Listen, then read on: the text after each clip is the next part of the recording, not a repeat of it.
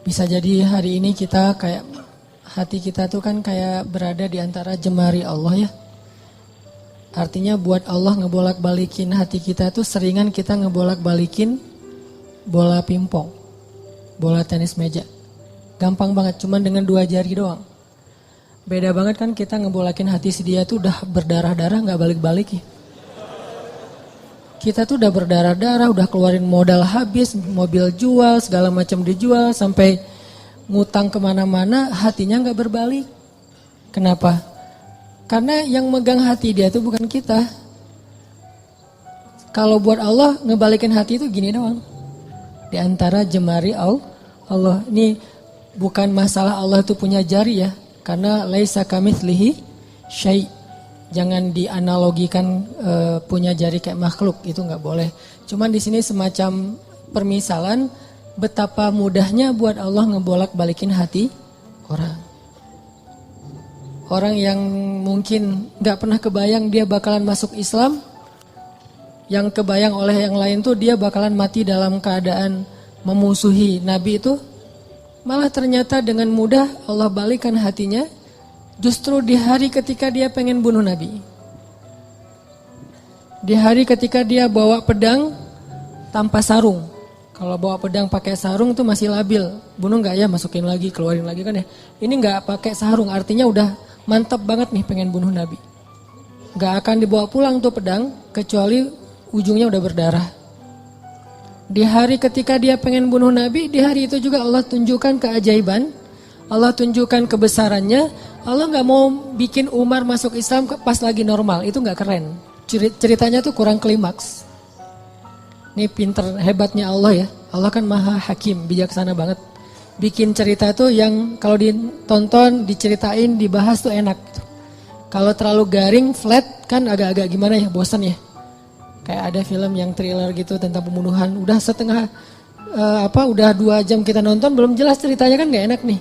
Gak ada klimaksnya. Nah ini dibikin klimaks, justru titik baliknya itu di posisi yang paling nadir, yang paling sulit. Posisi ketika dia mau bunuh Nabi malah dia dapat hidayah. Segampang apa? Segampang ngebolak-balikin bola pingpong dengan 2 jari. Mungkin lebih ringan dari itu. Bukan mungkin, pastinya. Jadi alhamdulillah Allah masih menetapkan hati kita dalam keislaman, masih menetapkan hati kita untuk mencintai majelis-majelis surga. Bukan berarti di luar itu majelis neraka, bukan ya.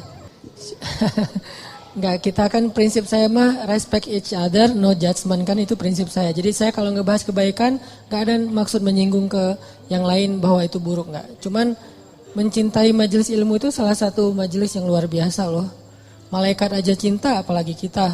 Artinya malaikat itu nggak punya modus apa-apa kan mencintai majelis ini. Nggak gara-gara malaikat datang ke sini terus malaikat dicatat sama malaikat lain. Lu datang ya, gua catat nih. Nggak kan? Malaikat nggak saling mencatat lah. Malaikat kan mencatat manusia. Kalau malaikat saling mencatat kan ntar jadi ada transaksi gitu. Lo catat gua, ntar gua balas catat lo, saling mencatat gitu kan. Berapa? 10. Udah tambahin deh nolnya. Kan 0 doang jadi 100 misalnya. Nggak ada malaikat saling mencatat amal malaikat. Malaikat itu mencatat kita. Jadi nggak ada modusnya malaikat datang ke majelis ilmu itu kecuali karena memang majelis ini emang baik. Malaikat itu nge-like bukan karena pengen di follow back sama kita, nggak butuh malaikat follow back dari kita. Kita yang butuh follow back dari malaikat. Apa untungnya malaikat di follow back sama kita? Nggak nguntungin kan, biasa aja karena followersnya udah banyak. Jadi nambah 1-2 dari manusia tuh kayak nggak ngaruh gitu. Kalau kita penting banget di follow back sama malaikat. Kenapa?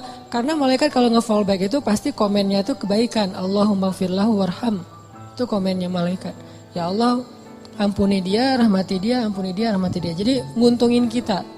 Malaikat yang gak punya kepentingan apa-apa, gak modus ngapa-ngapain, gak ada keinginan apapun, cinta dengan majelis ilmu, apalagi kita yang memang bermodus.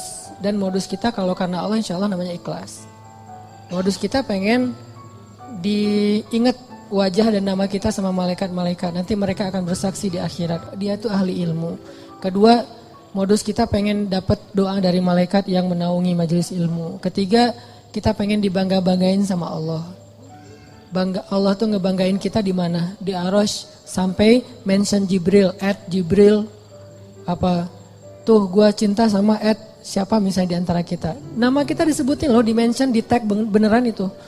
Kecuali nama kita mungkin nama yang agak-agak susah dibaca ya, terlalu banyak bahasa-bahasa asingnya. Kalau namanya standar-standar aja, Asep misalnya ya, apa gitu, itu insya Allah malaikat gampang nge-like-nya gitu.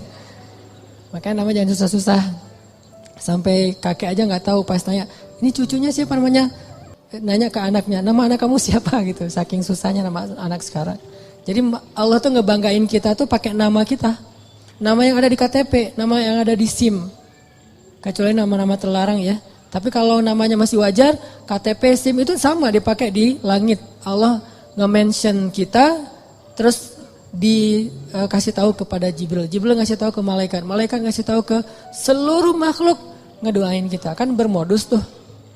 Jadi kalau malaikat aja nggak ada modus cinta dengan majelis ini, kayaknya kita punya alasan yang lebih kuat untuk tetap cinta. Dan ini salah satunya bimbingan hati dari Allah. Alhamdulillah. Kita syukurin terus biar Allah tambahin lagi, istiqomahin lagi.